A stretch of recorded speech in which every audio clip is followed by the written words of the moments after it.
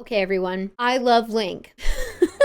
I'm a huge Zelda fan. I got my Triforces on. I got my Wind Waker overalls on. I have a ton of other Zelda pieces of clothes and my Master Sword. And I love Zelda. I'm loving Zelda. Playing all these like Master Mode, Hero Modes of Zelda right now on my stream. And I figure this is a great time to do my top 10 favorite Links in all the Zelda games. Because your girl is a fangirl. I'm a Link fangirl, and I just thought it'd be really fun to go over these with you. It's not based on how much I love the game necessarily, it's just my favorite Link, actually Link, which is basically all of them. So number 10 on the list is A Link to the Past Link. Now this is a game I have a little bit less experience with. I've played a little bit less, so it's just kind of like a, hey, it's Link, he's in a tunic, there's no leggings, so like, you know, he's probably bearing it all out. That he's got, you know, he's getting the wind through the tunic. It's probably very freeing. He does a good job. It's, you know, very classically styled and drawn Link. You know, you just kind of experience him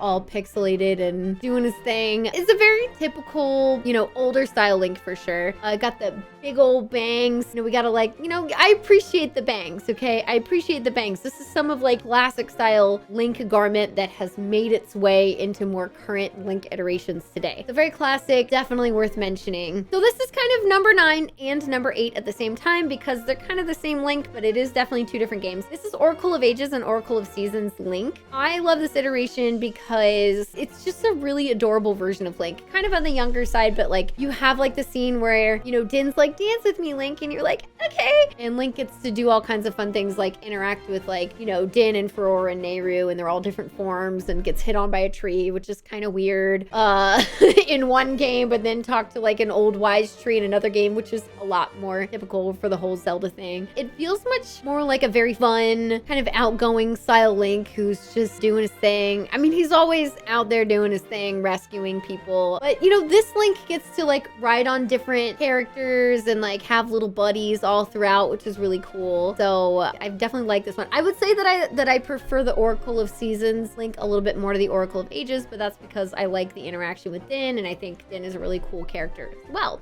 So also super cute. Number 7. This is Wind Waker Link. Now we have our young boy, first time seeing our cartoony version of Link. Super adorable. This is more not only like cartoony in a visual way, but also in like a kind of comedic, goofy way, which I really like. I think he's super cute. He's just he's trying to have a good time. He's trying to like be a lazy, sleepy boy, which is fine. You know, has a lot of love for his sister and wants to help her out, which I adore. And then makes really funny noises when he's like stuck in a barrel, or he's like, or getting shot out of a cannon.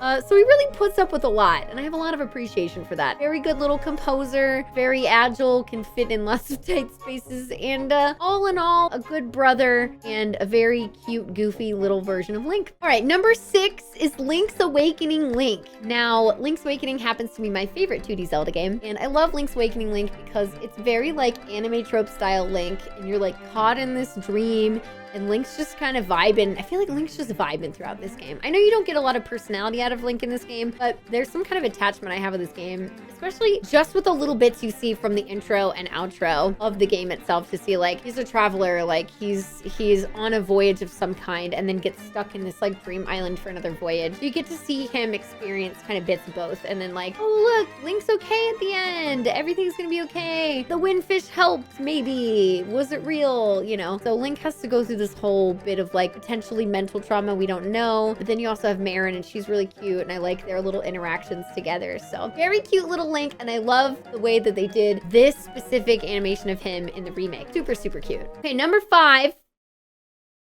This is the wrong kind of Link. Okay. I don't know why that's there. Number 5. Okay, actually, we have Fierce Deity Link. I picked this over the actual Majora's Mask Link version because I adore this art. I think the whole concept of the Fierce Deity Link is super, super, super cool. I've done like a Halloween costume of it. I put my Breath of the Wild Link in this outfit with the amiibo stuff. I think it's awesome. I would love that blade. I don't know. It kind of reminds me of like some stuff that blades would do in like a Final Fantasy game or something, but there's something to be said for how badass this version of Link looks and is. Even though you're only able to beat it for a small amount of time in Majora's Mask, it's so cool. So it's like coolness factor, like out of this world, you know, like blasting through the roof. Very cool, very muscly. Good job, 10 out of 10. Number 4 is Skyward Sword Link. Now, Skyward Sword gets a bad rap, but I love it,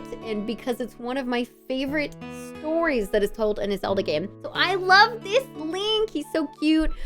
He definitely has that lazy, sleepy vibe. Again, kind of like the Wind Waker Link, but he's called out by Zelda, and I think that they have a great relationship in this game. You can tell they like have this history together. This is the Link that's like picked on because he's lazy, but he's actually like not only super cute, but also like super talented when he puts his mind to it. He's very relatable in that sense. And so, you know, growing up being like, okay, well, I'm gonna work, you know, when I decide to work hard, like I can do well. So I think it's super cute. And so like, and the way that he reacts to Zelda is adorable. And he's always like, oh, so concerned for her, and like so ready and willing to like do what he can to help her. His surprise faces in this game are super funny to me.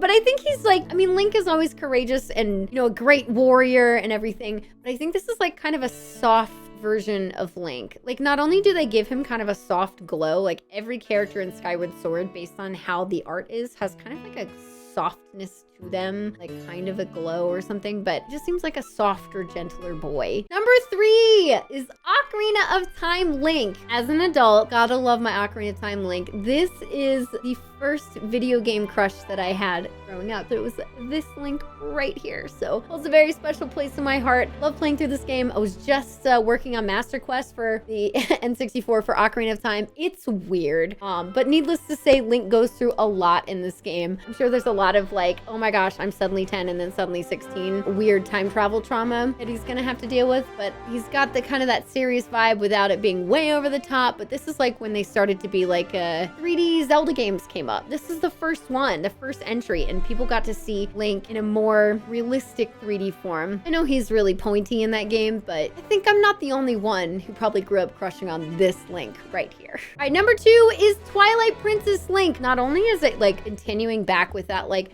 more serious, mature Link, so of course they make him hot, but he's a good boy. He's also a doggo boy, and it's super fun. You also have one of the best sidekicks in the entire series. Midna is fantastic, and we love her, so their relationship's great. I feel bad that his love interest is Ilian because she sucks, so he's got like other good candidates, though they're a little out of his reach by the end of the game. I'm sure he'll do just fine. Last but not least, my current favorite, our boy, Breath of the Wild Link. Now, listen, he's very cute, and you get to dress him up in all kinds of different outfits, and it's super fun. But not only that, when you do enough side quests in Breath of the Wild, you get to see just how sassy Link actually is. Link is not afraid of playing somebody to steal boots from them, twice.